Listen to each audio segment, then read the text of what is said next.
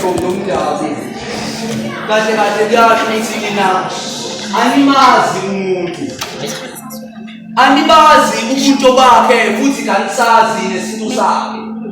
Kuphela nazi izinto azifunayo nezinto anazo kepha yena animazi umuntu.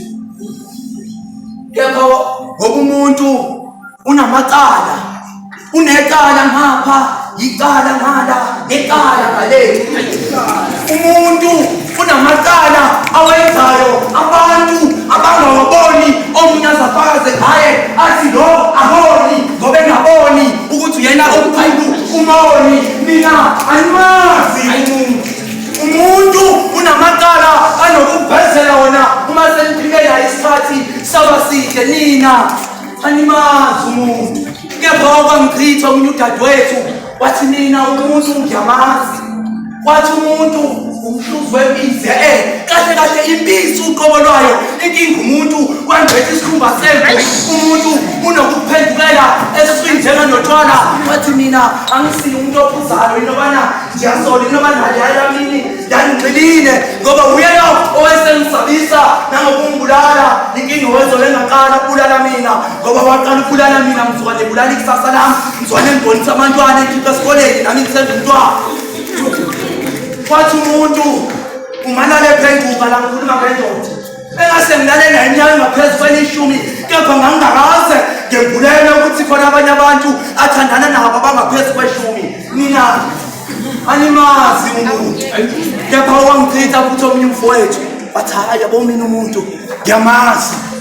Wathi umuntu inkinga engakazululeki, iphutha elingalungiseki, wathi sifo esingalapheki. Wathi lesi sifo siyasifuna ukuthi usithembe, mase sifuna ukuthi nawe uzithembe ngoba sasihleli sonke kuleli ziko eliyithemba elilomhlaba oyindingilizi.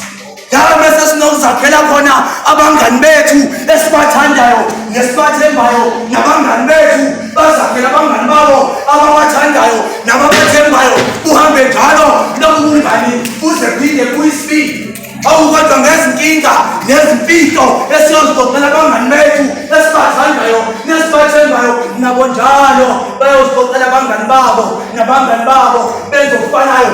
Zihambe njalo wezinkinga zizaphinde kuyisiphi, zibuya futhi nabangani bethu inkinga ilapho esuke singazixoxelanga bona. Nina animazi umuntu ngoba animazi umuntu nengeke niyibuka yendoda ihleli yodwa ehlane ibalisa inethwa zimvula ifinya ngolimi njenganenkomo. Ingalo yenu ibingafinyezeki ukuthi ngesisi, kepha ilokhu icafune emadlelweni ahlaza ifaka emgodagodleni wayo. Ningabune emadlelweni ahlaza ifaka emgodagodleni wayo. Ugombela kwesakhe akabe sabheka ukuthi kamakhelwane kazibhodwe lile ineziko okanye ngenzeka nkosi yami baswele ngisho lokushaya indawo kanje ikhadi bese lazakhe ikhaya eziko. Kufaka zomnudadewethu uthi yena usasebenzisa isimilo sakhe ukuqosha ikhadi bese labaneminyaka lalala eziko. Bese kuyavela ukuthi nina animazi umuntu. Mahlombe ngithwele izinyoni ezimbili ezinamaphiko amhlophe ezinyaweni, imizimba esingelosi, isikhombisa inyanga ka-Abhibhi ukwehla kwenkosi, u-Uziya esandleni ephethe amahlamvu, elomthole, elomganu, elomlahlankosi. Ngimile phezu kwentaba ngiyolanda imiphefumulo yabafowethu yaphelele emaqeleni nasedlanganaleni. Mina lona ngithunyiwe ukuyolanda imiphefumulo yabantwana eyaphelelwa ukuphila isasazibelethweni. Yimina lona ngiyolanda isimilo sabodadewethu abanye abathola abantwana ngoba besangabantwana. Yimina lona ngiyolanda isimilo sabafowethu abanye abagcwele ezidakamizweni baze baphelelwa na ikusasa labo empilweni. Yimina lona ngiyolanda isizwe sethu, ngiyolanda ubuntu kubantu. Ngempela nina animazi umuntu inkondlo kuphela eyofakazi.